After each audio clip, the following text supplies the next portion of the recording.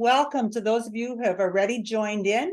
If you have not already paid attention to our first slide, we're asking people to share your name, your position, where you're from, and one positive idea about working with families, whether it's an experience or just a positive idea that you already have about engaging families.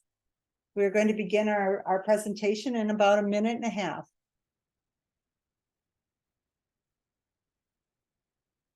Parents to support learning. When I named this session, Empowering Parents to Support Learning, I had this question of, what do I say? Do I say parents? Or no, should I say families? Who should I say? So understand that the choice of words there is parents, families, grandparents, teachers, after-school care providers, anybody who is a support network for the young child that you are serving in your program. As far as who I am and why I'm here, my credentials are that I have been an author and a creator of what I call learning props, games, and books, and other parent engagement resources. I did serve 10 years as a parent involvement coordinator. I've been a teacher, a coach, a consultant, a presenter, and my new title that I'm trying to claim is retired, but I'm just working on it yet. The reality of what my credentials are really experience-based. Across the bottom of the slide, you'll see something I call door hangers. They're just a simple little product that when I did my home visits the first time, families seemed to have missed me. And I went, now what do I do? So I started doing door hangers and eventually went to one that has a carbon page so I could write a message, but it also had a documentation page so that I had proof that I really was there to visit the families. We've also done single cards, and the single cards allow you to do recruitment. So they were just a resource that only developed because I had a snag in serving families. The next picture you see across the bottom is a little plastic bag, and that plastic bag contains a file folder that has a game in it, and we always put a book in it, and we sent those home for our families because we realized our families weren't being engaged with supporting learning at home. What I then quickly realized was file folders were not sustainable. They came back wrinkled, crinkled, beat to death was my description of them. And so I began creating games thanks to a printer in my community that did silk screening. And we started making bags that were on fabric, and they have a zipper on the side. And when these bags were opened, the inside was the same game that I had inside my file folders. And then eventually I figured out that the books that I wanted to include should match the theme of the games. And I suddenly found myself starting to do production of books. So at this point in my life, I have 15 children's books. Most of them are photo-based, but the last three, which are just released, called Healthy Me, Safe Me, and That's Me, are more script. They are things for the family to read, to give them information and to share with their families. And of course, still a game, because that's how children learn best, is by playing and having fun. And the last thing on this slide is a book called Menu for Building Family Partnerships. I initially wrote that book, or a book similar to it, for the SECA, the Southern Early Childhood Association. And during COVID, I had the chance to expand and update the book that I had written and release the Menu for Building Family Partnerships. So that's who I am, and how I came to this compassion for working with families really evolved out of being the parent involvement coordinator. I came up with a formula about engaging families, and it's a simple formula, 3 words: school plus home equals learning. What it means is that we at our program did as much as we could to help the student be a successful learner. But we found that when we equipped families to also support learning at home, we maximize the learning. So don't reinvent the wheel. Consider some of the ideas we share with you today to build stronger networks with families.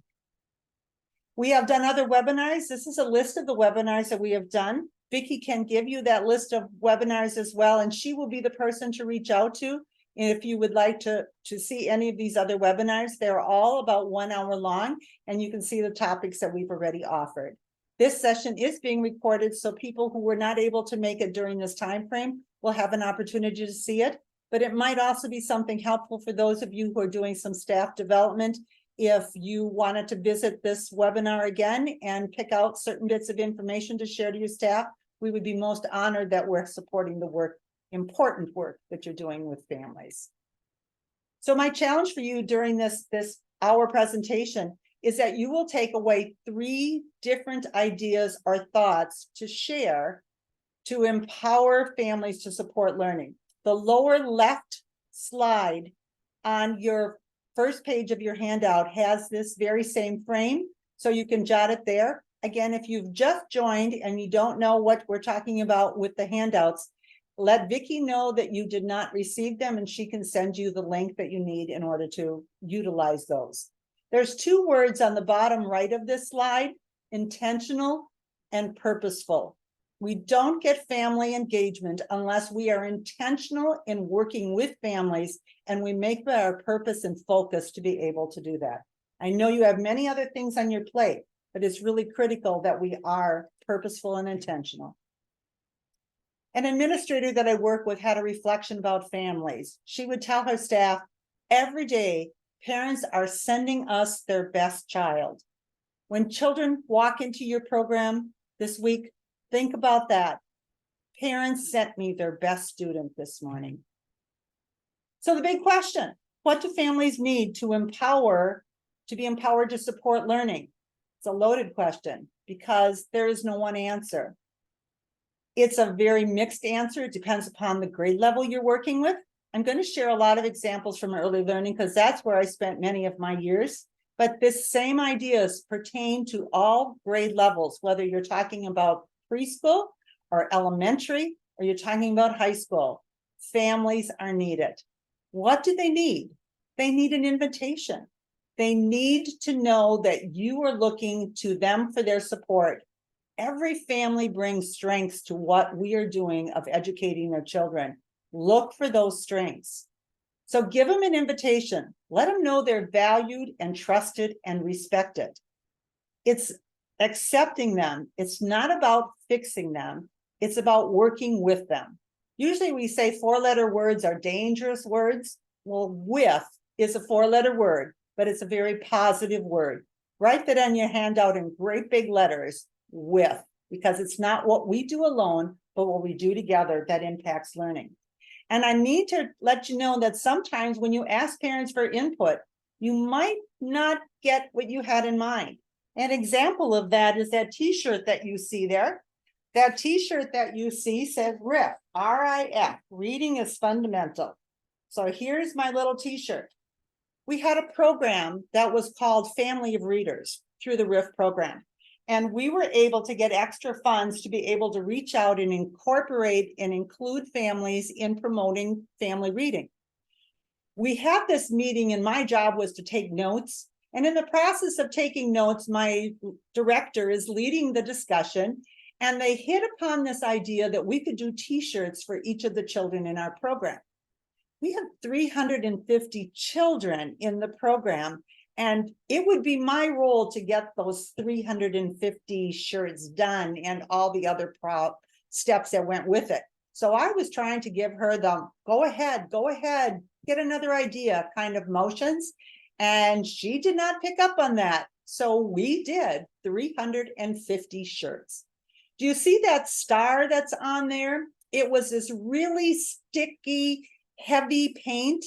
It took days to dry in Kentucky humidity before those shirts were ever finished. I had shirts all over the entire parent center to the point that I left one day and I came back to find one on the seat of my chair, one on the back of my chair, and one on each arm. If that tells you how intense this project was, it was just immense. And you know, it was probably one of the coolest things we ever did. And I still kind of get teary-eyed when I think about it because the parent who had this brilliant idea called the local TV station. And when Star 64 joined us, they were impressed with our stars and they featured our youngsters in a video and showed those clips to families watching cartoons for a whole week straight. It was an awesome memory. And the children kept pointing to the shirts when they wore them as they continued to wear them the rest of the year. Look at my shirt. It says, I like to read. So they got the message loud and clear. So it was working with families that really made that process work. To support learning, my definition is that families need three things. They need knowledge, they need skills, they need resources. They need the insights that educators know about the education process and the child development and the developmental levels of learners. They needed the skills to know what they could do with out of school time to support their youngsters. And many of our families needed the resources to work with. And when we provided them, they did do just that. So let's take a skill and let's say we want to break down learning the alphabet. Well, learning the alphabet is a very critical part of literacy foundation for being a reader. So what we needed to do was to figure out what knowledge could we give parents. So define for yourself a concept that you think that needs supporting if this idea of the alphabet isn't catching your imagination right now, and follow along with me. So we realize that the alphabet is critical, that words are the foundation for learning, that we share words both verbally and in print. In other words, vocabulary is very, very critical for the young learner. We printed words are done by making alphabet letters. They're marks on a piece of paper. And we needed adults to be aware of the fact that when we spelt the children's name in the program, we began with a capital letter and we used lowercase.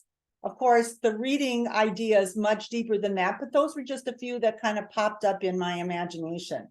We sometimes undersell the idea of having families realize that the vocabulary and conversations at home are so critical.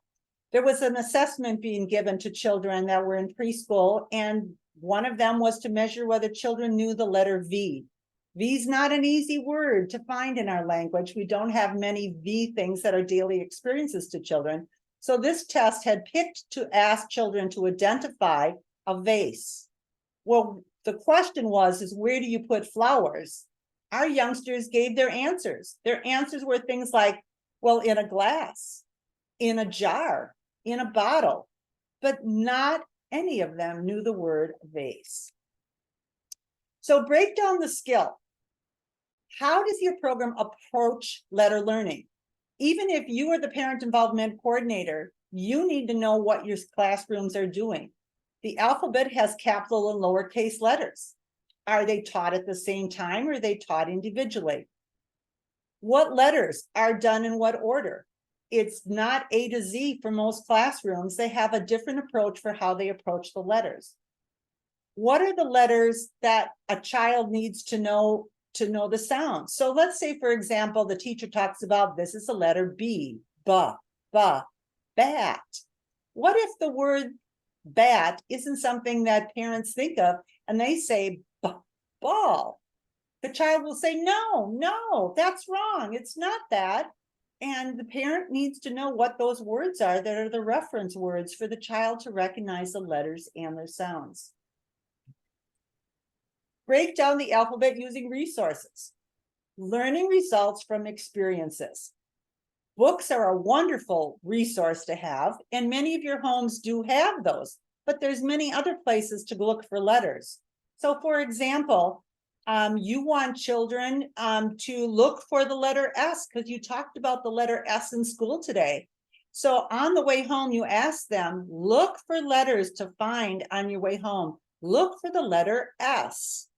See how easy it is to give families a nudge to using a resource that's ready available in their world? What about the things that we have to provide for children? Maybe we have books and newspapers we can provide, but letters are all around us. Whether they see letters in a book or whether they see them on the cereal box, they're still experiencing letters. Ask them to practice finding their name. How could we equip parents to help them find their child's name? Could I send a name card home so that they would practice that on the way home? Here's an experience that I would be doing with you if we were in the same room. But unfortunately, we are spread across the country right now, so we're not in the same place. So what I would put down the floor if you were with me would be these alphabet letters that have been laminated sheets. If you say, oh my gosh, I could do that, I could say, contact Bev Schumacher and she will send you the file with the alphabet letters already printed like that. I always put a line underneath the letters so that when children see them on the floor, they know which is the bottom and which is the top. So that's one small hint I have. I also could have showed you my paper plates because I have paper plates that have alphabet letters on them. I would have said to you, take your toe and touch the letters to spell your name. Children are initially interested in their name because it's special to them. All those letters in their name, they have special ownership on. I could do the very same thing outside with some chalk. I could do the same thing with colored duct tape where children could stand on the letters and walk, trace the letters with their feet, however they can experience those letters. And when the parent comes to pick them up and say, we talked about the letter B today, and say to the child, go show your mom, show dad, show grandma, whatever, where that letter B is outside. So we can use letters as an experience so families see how easy it is. If I give a family a piece of chalk, they can actually go home and make their own letters and repeat that same activity again. So if that idea is adaptable for you, take that idea and put it down as one of those 3 ideas I want you to gather during our session today.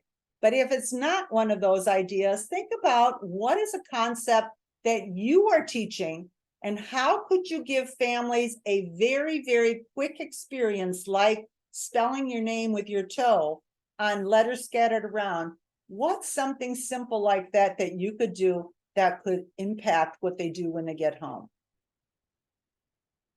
While they're doing that, Vicki, were there any ideas shared at the beginning about positive experiences with families that you can share with us? I am scrolling back up. Give me just a second.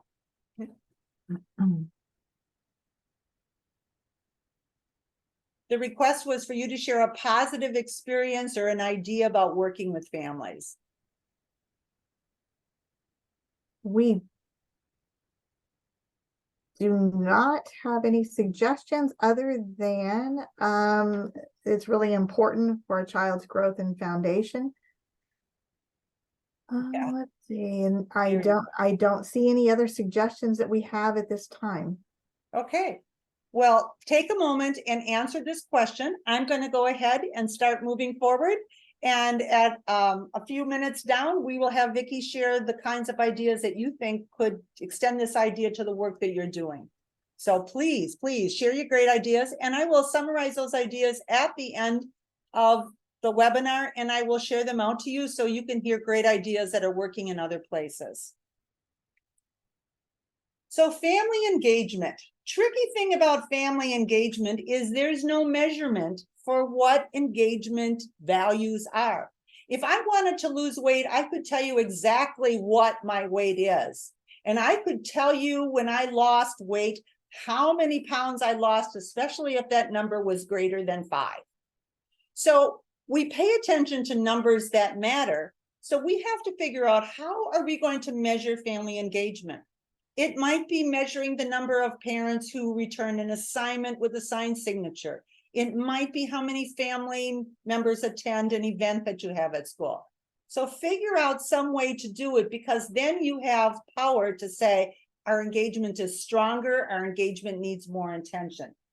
Engagement is not just being informed, it's about taking action.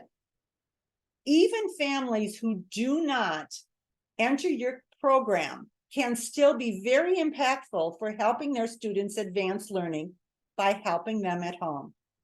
Getting parents engaged in the early years builds a foundation for long-term participation, but it takes that continued investment. You have to continue to be purposeful and intentional to make it grow.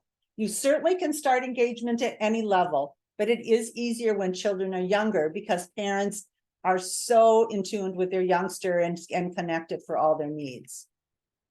So engaging families. Families are engaged in our programs, even if they do not have, you do not have the opportunity to view them being involved. Just because you don't see them reading to their child doesn't mean that they're not doing those things at home. Interactions with families build relationships. We call that collaboration. Notice the word labor underlined in that word collaboration. It doesn't happen automatically. It takes lots of labor and effort and intentionality. There's no magical formula for engaging families, but outcomes can prove the evidence for learning. So watch for that evidence. I'm not sure if you do a lot of reading of materials about family engagement, but this is one of the books that I read recently. This is referenced on there, and it's also on the back page of your handout under credits. It's called When Done Well, Everyone Wins. It's by Ann Henderson and Karen Mapp.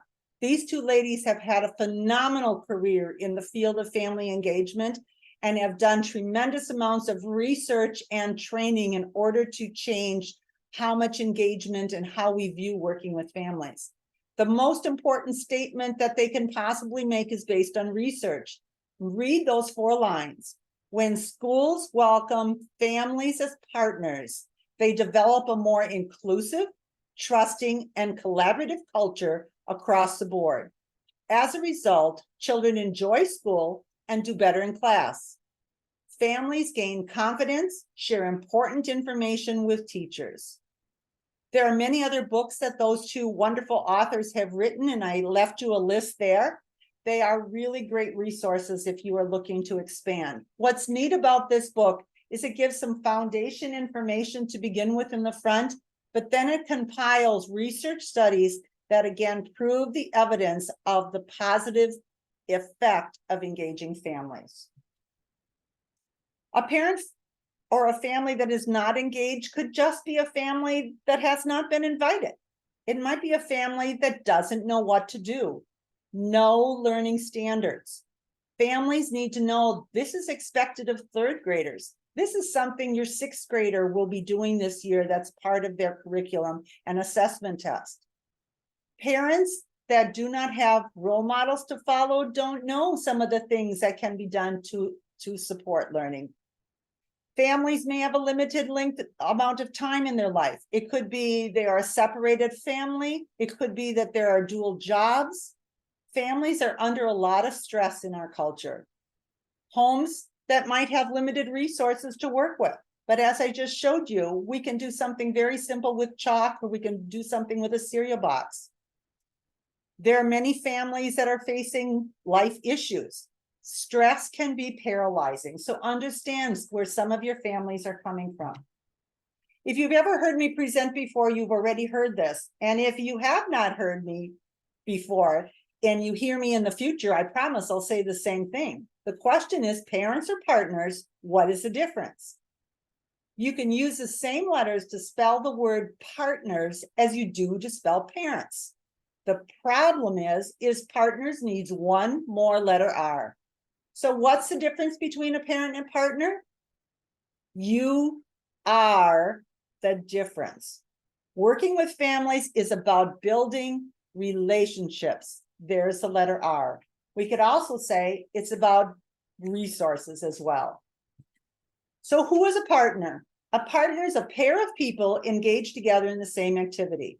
What activity are you engaged in with your families? Educating children. Partners are equivalent in power. Both have contributions to give. Successful partners must respect each other for the expertise that they bring to the relationship.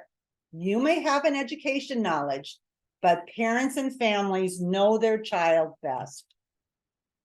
Families need a variety of options. In the book that I wrote, I talk about 5 different things that parent involvement is about. We are going to stress just 2 of them today. We're going to talk about number 1, sharing information, and number 4, about supporting learning at home. So that's what our priority is: communication, supporting learning at home. So strengthen communication. How do your families want to communicate? And then the second question I need to ask you is, how are you communicating? This work was done by Learning Heroes, a group that's been around about 5 to 7 years. And they did a study in 2020 where they asked parents, how would they like to be communicated with? And the second question is your teacher communicating with you in those ways? And they found a big discrepancy. So don't communicate unless you know it's a way that's going to be effective with your families. How do you determine what that is?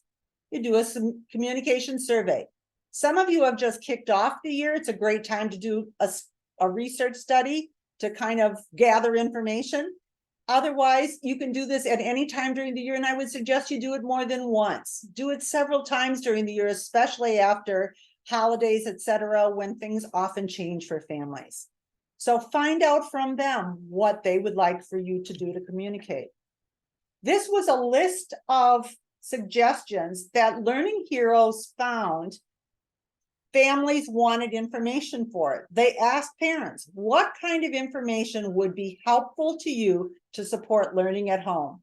It's a little hard to read it on the screen, but it is on your handout on the second page of your handout.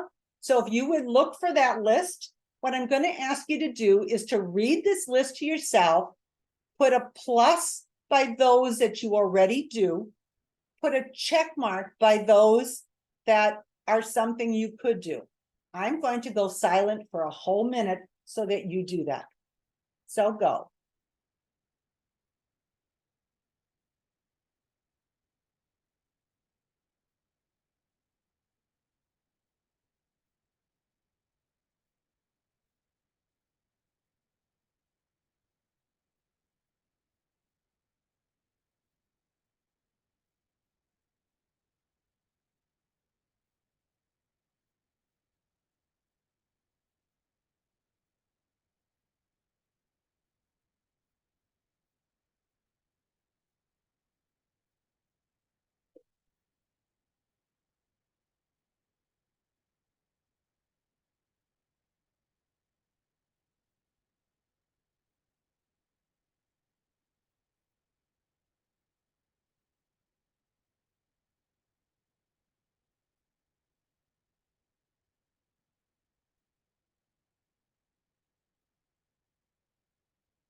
I hope using this list helped you to realize that this is very simple in terms of getting parents information, things we take for granted. I always smiled as a parent when my children had to practice their spelling words on Friday. One would think that I would get a list of spelling words at the beginning of maybe the month of what the words were going to be for the coming week.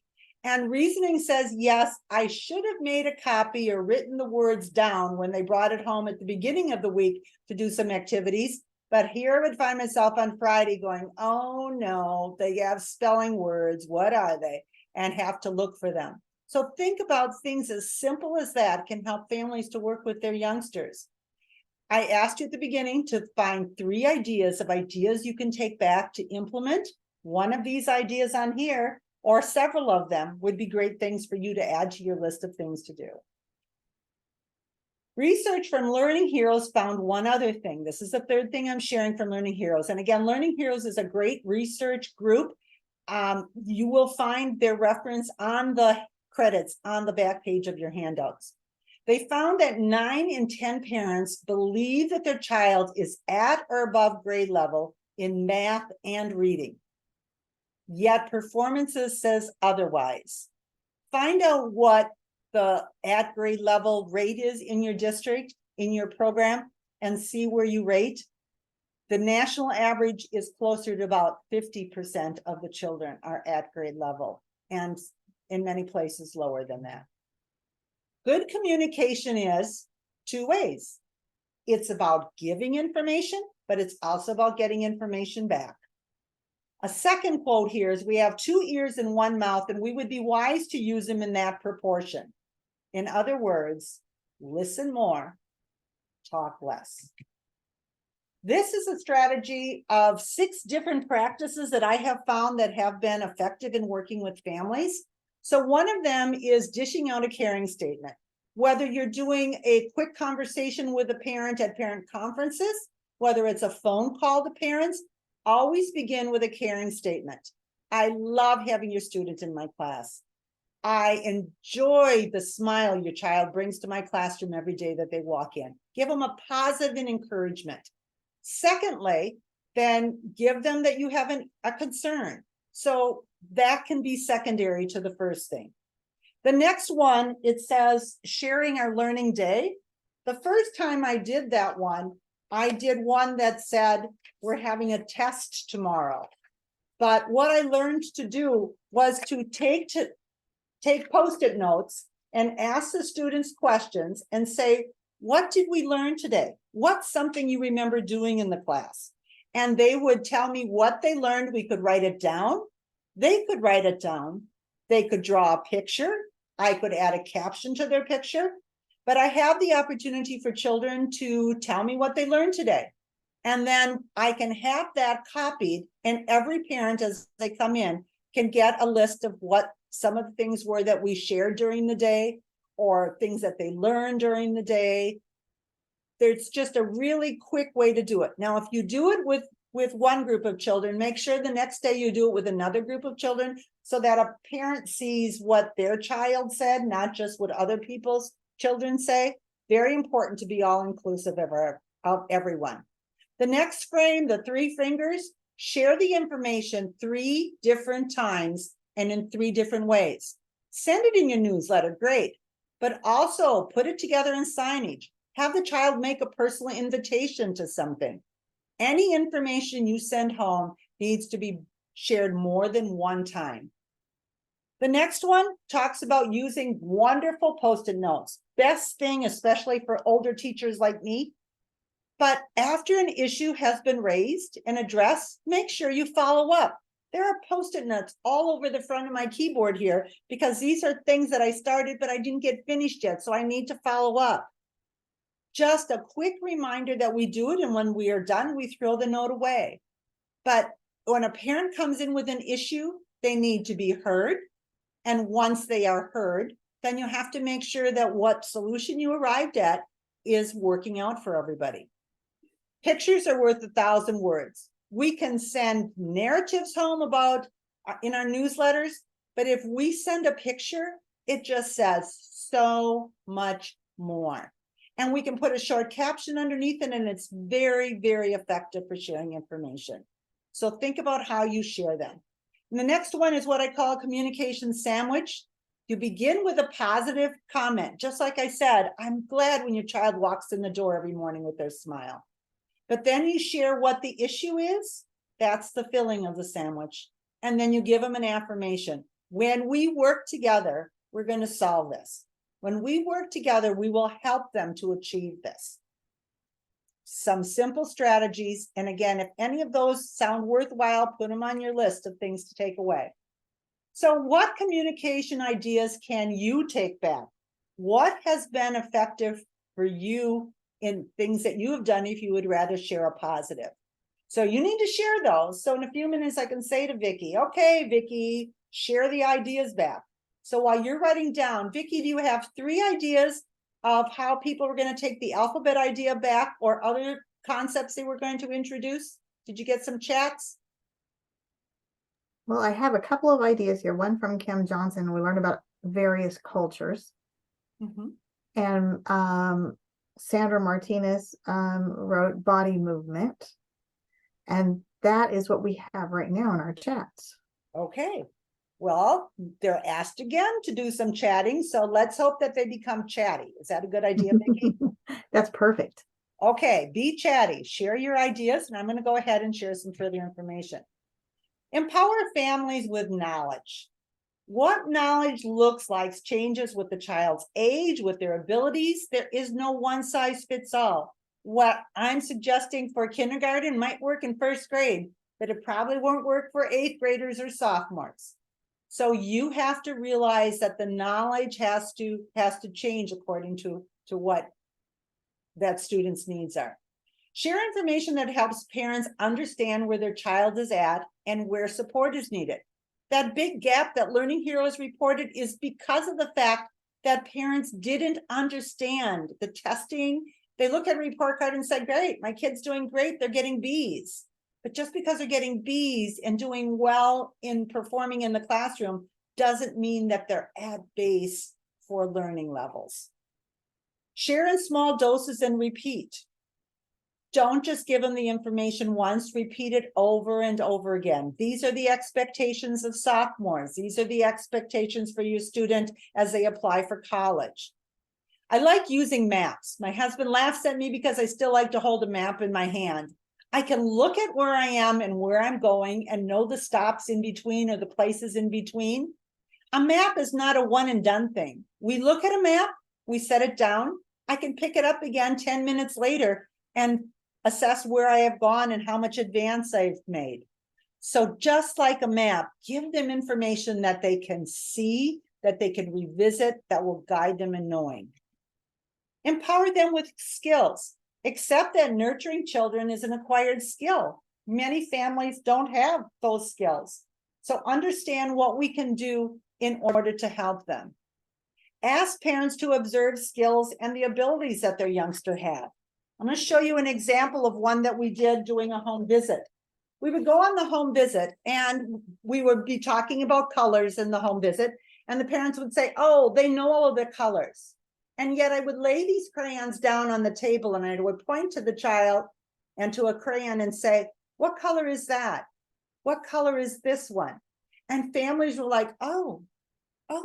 So rather than saying what colors do they know, we would just begin with the assessment. And I'd say to the parent, here, you give them the crayons and we'll find out which ones they know. So once we found out which crayon colors the child knew, then we could move forward. So if there were colors that needed practicing, we would use those colors, and we created a path game that had footprints. And on the home visit, those were colored with the help of the parent.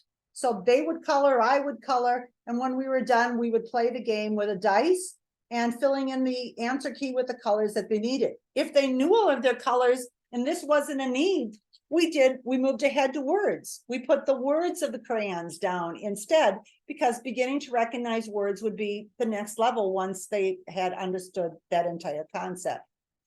One of the things that I didn't learn until I had my third child in school was what they call the 5-word rule. So wanting to know whether something I was sharing was appropriate for my reader or not, he would begin reading on the page. And if he stumbled with a word, I counted 1. He stumbled again, I counted 2. If they struggled on 5 words or more on the page, then that page was too hard for independent reading. It still could be a great book for us to read together, but it's an assignment that we would share together so that I could help them with the new words, or I could skim the next page and look for words that were new to them and show them the new words before we began trying to read the context. Provide families information to enrich and expand learning. Share strategies by demonstrating, modeling, and using videotape.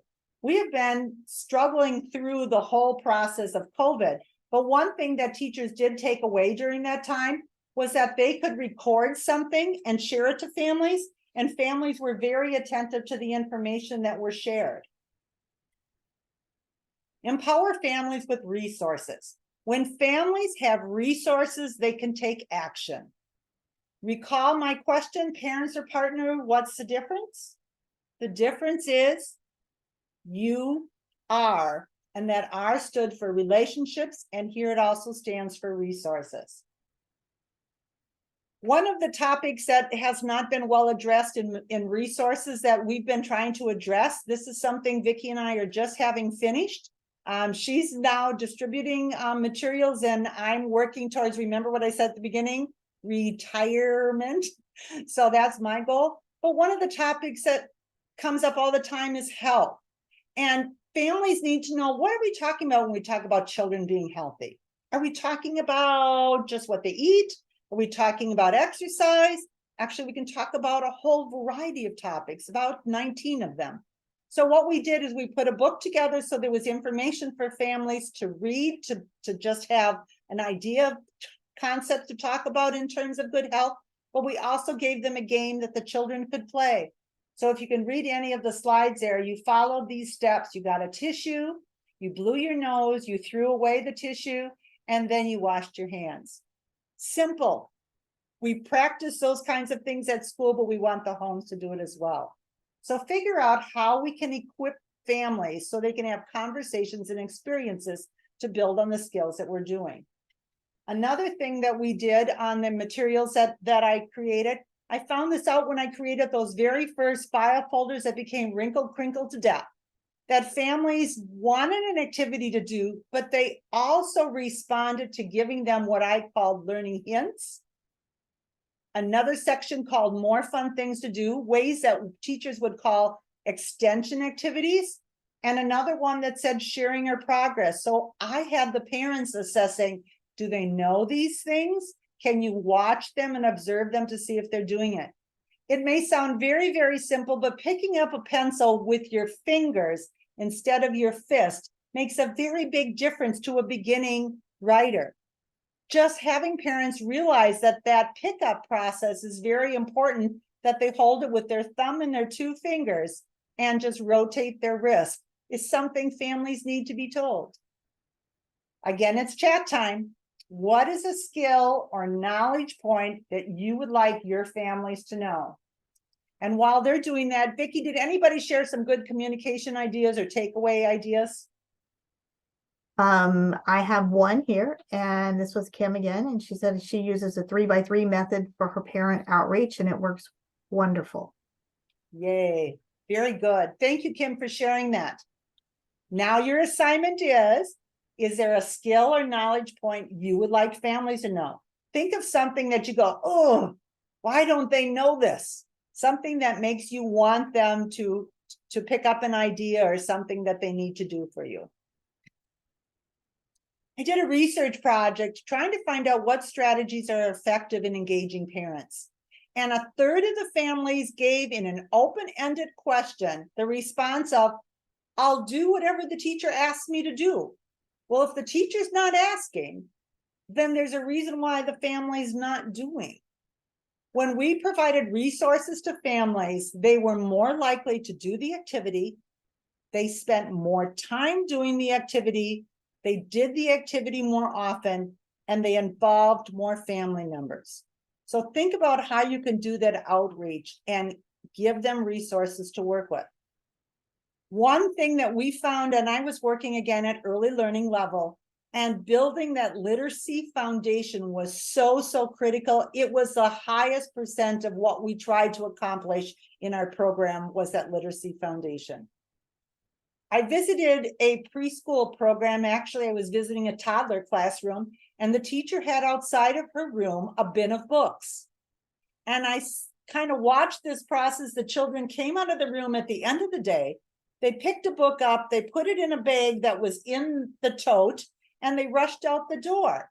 And I kind of talked with the teacher after class, and I said, what's this experience? And she said, oh, I know my families won't make it to the library, so I check out a bin of books. I get a new bin every month, and I send them home every night. And I said, do you lose any of them? Knowing full well that the amount of loss was negligent compared to the fact of getting them to read that much. She said, should I be worried about it? And I said, no. And she said, no, I don't lose them. Parents understand I'm on the line for getting these books back. So that was her approach. What if you took some kind of a bag, a plastic bag, a canvas bag, and you put books in it to send home for children to read? How many books would you need to rotate through your classroom in order to have a variety of books for a lending library? The other picture that you see a little bit on the right there is called No More Water in the Tub. What we did to many of the books that we checked out is we put in the back in a place where we took ideas from the book and we told parents how to extend or enrich those ideas with their youngster. So think about how you can put books into the hands of children. The upper right-hand corner is a visual of somebody that's blind. We had a mother who was in our program who was visually impaired. She couldn't see, she couldn't read books. But we sent books home with her children anyway. You'd say, why would you do that? She has to look for the books to send them back. I didn't care what book I got back. If I sent her a book and she sent me a different book home, back to the school, no big issue. They were still reading books and they were using the books. If later that book came back that I had sent her, great. But if not, it was not a major investment. And when somebody came to the home who could read, those youngsters had books there to be read. So share books that children like. Hey, your child really liked this book today that we read. Send it home with a family. Model reading. It's a good what good practices are. Some families don't realize we should give a lead into the children to tell them why this book might be fun to read, or to look at the picture on the front of the book so that there's something that might capture their attention. And there is nothing that says that children need to sit still to hear a book. They can hear words across the room and come running back when they hear a word they want to see. But model those good practices. Do that by reading to children in front of families, by recording a reading that's done correctly. Add activities to extend the books. If you've read a book about bubbles, everybody wants to blow bubbles right after that. So give some very low-cost resources to extend it. Ask for families to share words that you might put on a word wall in your classroom.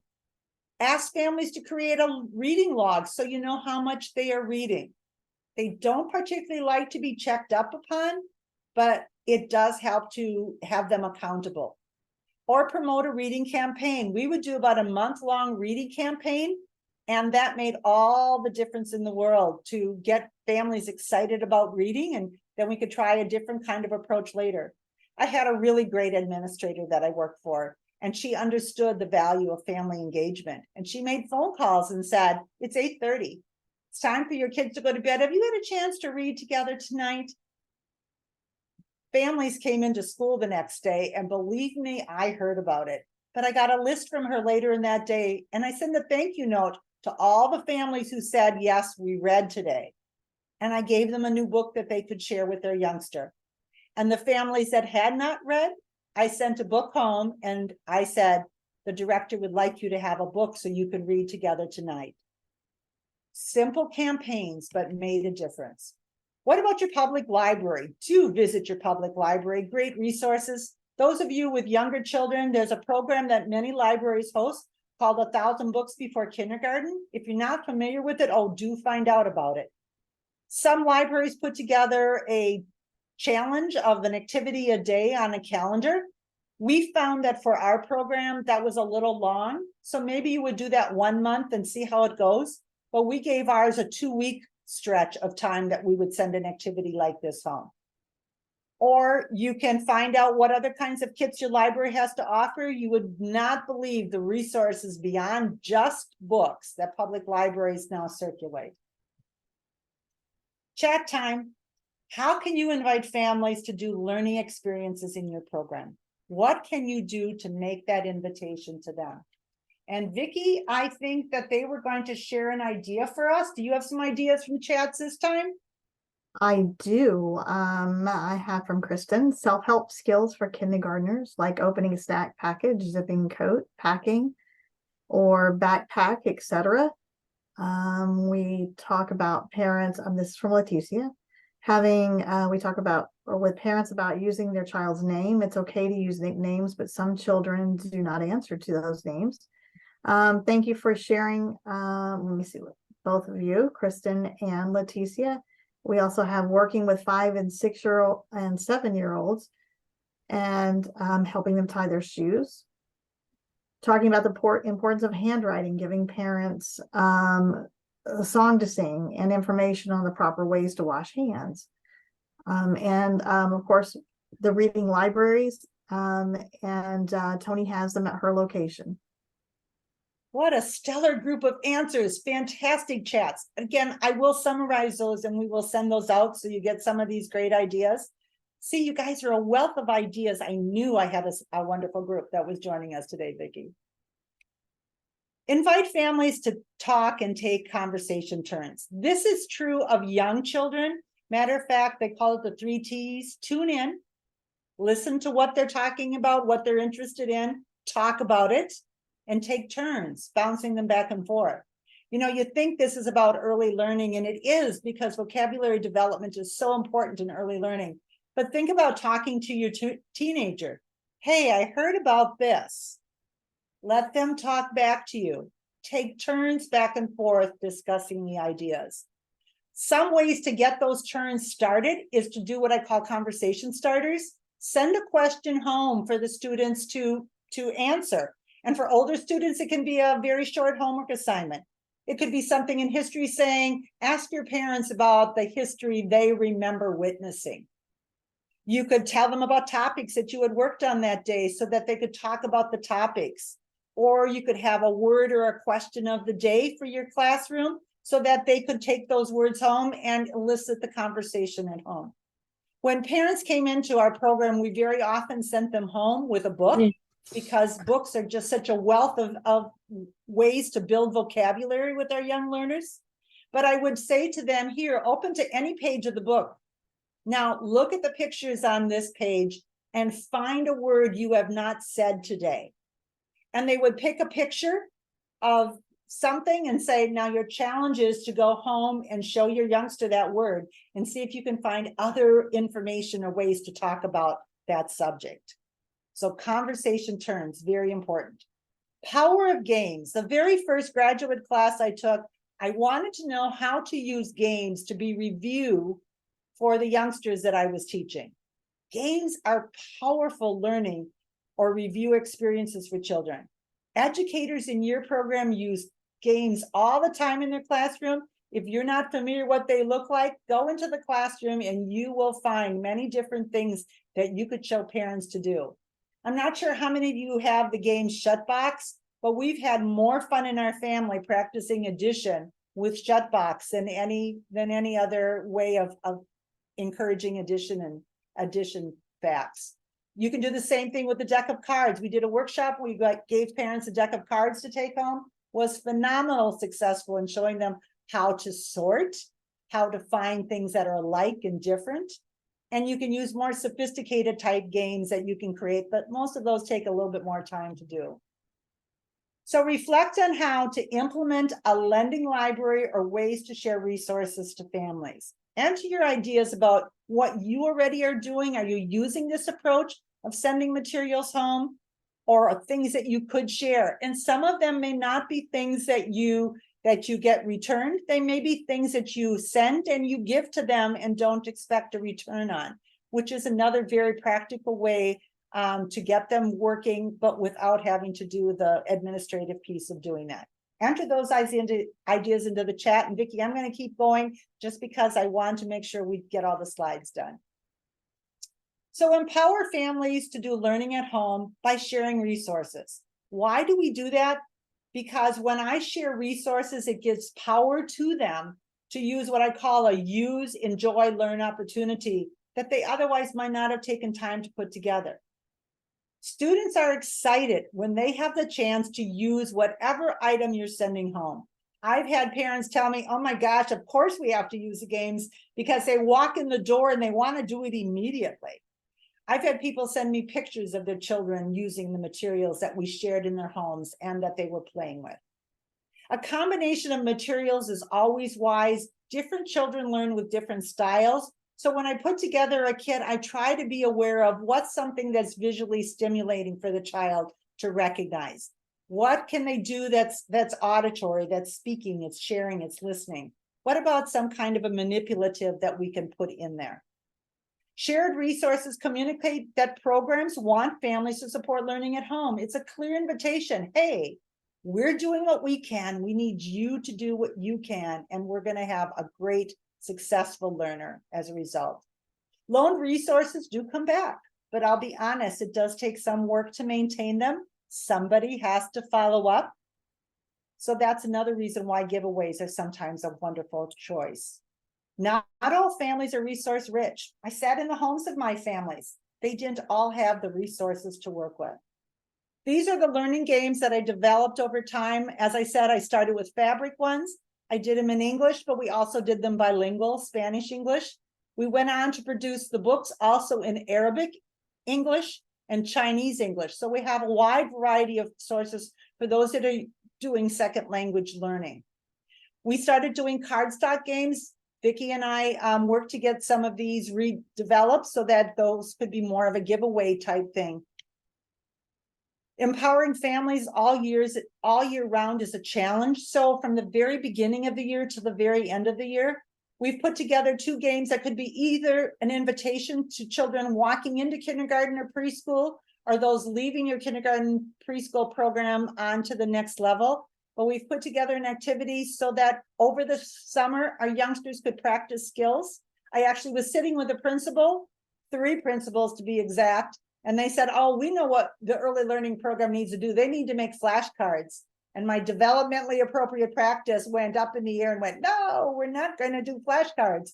But I could take the same ideas and put them on a path game where we talked about good habits, about behaviors, about naming letters, what rhymes with, what sound does this word begin with. All of those things can be on the path, and the outside invites parents to have better knowledge about what that next level of learning looks like. When families do not attend events, we still have an obligation to inform them.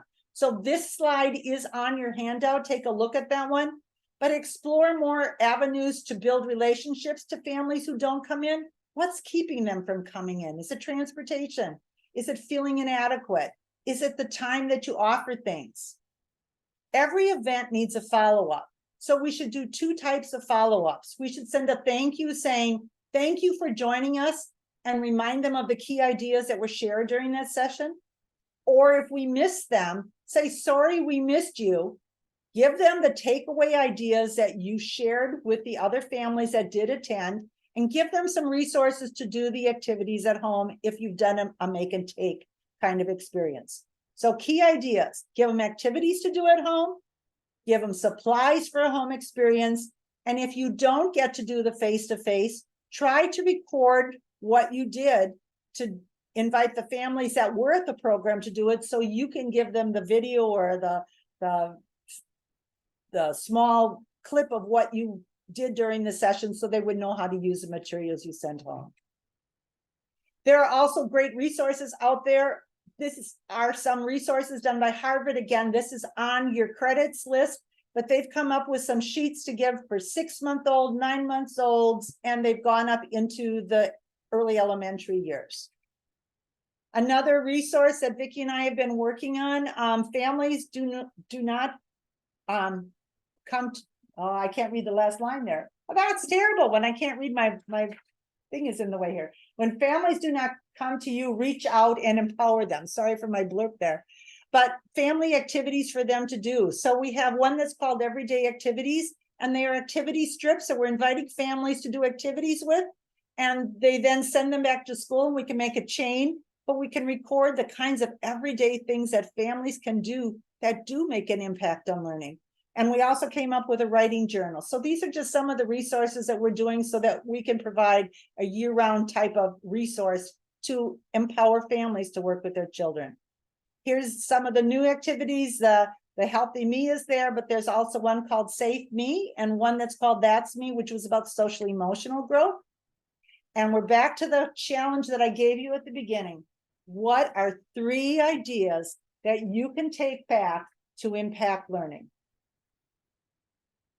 If you could enter one idea that's a great takeaway that I can share to others and empower them to use those ideas, it could be an idea that you came up with while I was sharing information. But I hope that you realize that being an intentional and purposeful are very, very important for you to engage families in learning at home. Here's an example of the solution packs that we've put together. So there you could have an activity for every month of the year.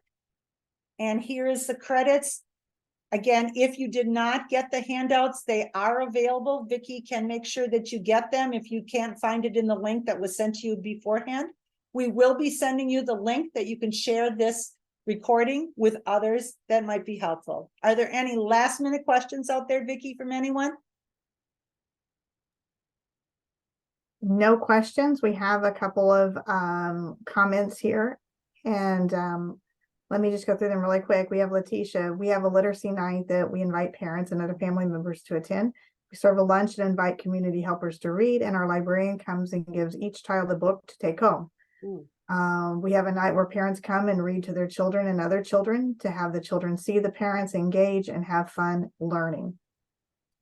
Kim, we hold monthly morning mingles, meet up for families, light refreshments, and hands-on activities, make and take events. Kim actually has some of our solution pack, and she said they're amazing. Thank you, Kim. We appreciate that. And that is what we have in the chats right now. I would like to add one thing if I can, Bev. Yes. We are going to start our grant for the fall, and that's coming up October 1st. So everyone be on the lookout in your emails. and social media, and we'll be announcing it there.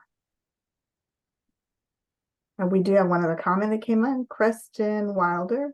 We have a series of kindergarten workshops, parent and child, that focus on different skills, fine motor skills, social skills, math, literacy, etc. Beautiful. And I hope they find a great way to share that to those parents that aren't present, because those are the parents who most often need the encouragement. And sometimes they realize what you're doing, they come later rather than right away. So thank you so much for joining us. I hope you've taken your 3 ideas away. And if not, you have my number. I'll expect a phone call. Have a great day. Thank you.